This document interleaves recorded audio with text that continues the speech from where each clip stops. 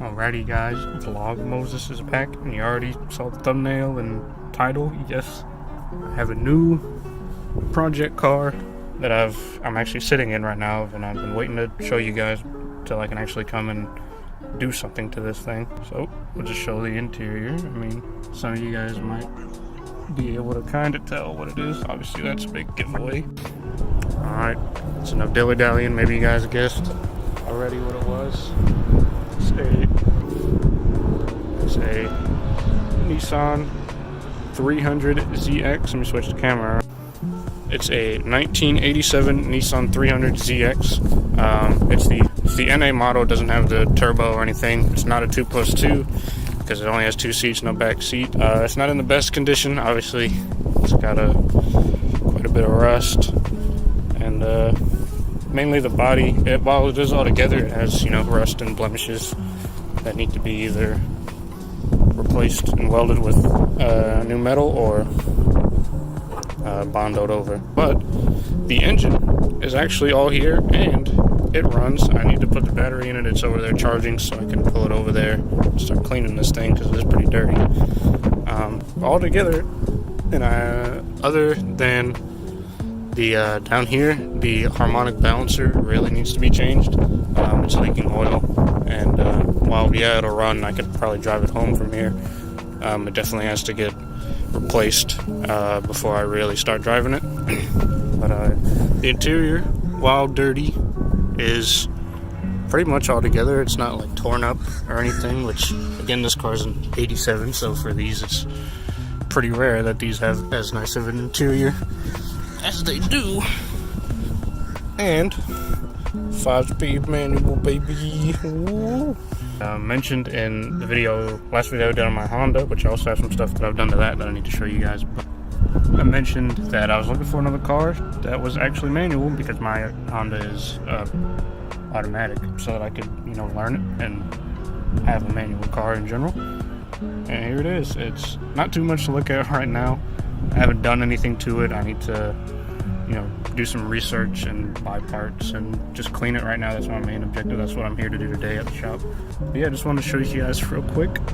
While it is an 87 model, it was manufactured in March, which if you know about these cars, you know that that's kind of like a weird time for these because it was before the drivetrain, the bottom of the engine changed over. So to actually find parts for this engine-wise, I actually have to look for the 86 year stuff, which is a year before.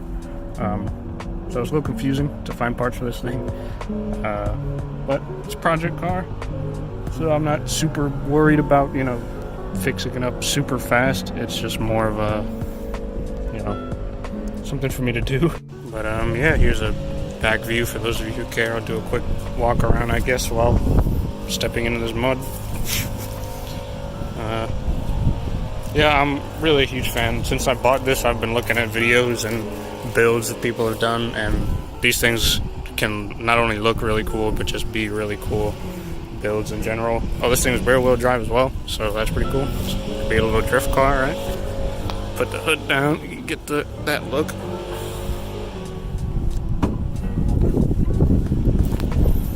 Yes, sir.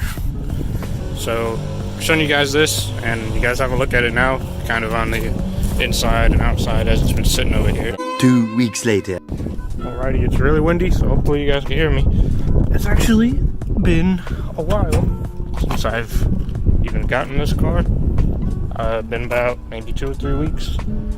300, which I've yet to edit and upload the video, even showcasing this thing. But I have actually done a bit of work to it. But I believe I mentioned in the previous time I recorded that my balancer was bad, which was the main thing that was wrong with this car. But it's all good now. It actually wasn't the balancer itself. There's a little slide clip thing that comes out of the engine block and holds the balancer in place, and that was actually what was wrong. That's why the balancer wasn't sitting, and it was super loose. I literally unscrewed the main bolt that holds the balancer in with my fingers. That's how loose it was, which means that these belts weren't turning, so the battery wasn't charging, and obviously the bunch of other stuff connected to the belts, the alternator and the tensioner, etc. But we fixed that, and it's been running and spinning, and the balancer seemingly now is good. So that's good. Now, the last main puzzle piece I really need is a new battery. This one is not even meant for this car, and it's pretty old and shot. And I got one right here, boys. So that's what I'm going to do today. Hopefully, after changing that, it'll actually be able to run and start on its own 2 feet without needing a jump. After fixing the balancer, it was able to start after you jump it, but because this battery wasn't holding a charge, so if I left it overnight, it would just die and I'd have to jump it again. And then obviously before fixing the balancer, the pulleys weren't pulling, so it wasn't even putting any power to the battery at all. So yep, that's going in today, and hopefully we can start her up and yeah. Alright, battery's in. I also replaced these 2 terminals because the old ones were all rusty, and yeah, you could clearly see why I didn't want to use those. Moment of truth. Let's see if she cranks on her own 2 feet of her own power with no jump. Hopefully. Alright. Think we got electric. Yeah, we got lights. Yes, sir. Oh, let's go.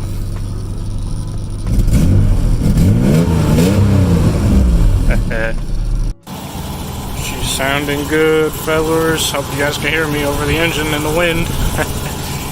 Oh yeah.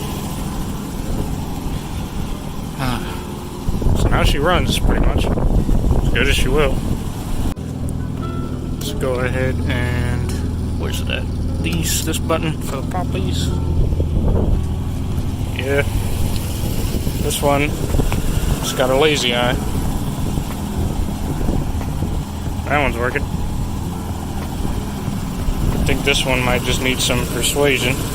There it goes. Alright. There she is. So, gotta look at something here. Maybe it just needs to be greased. But, yeah. All the electrics should be good now. Obviously, the engine's running.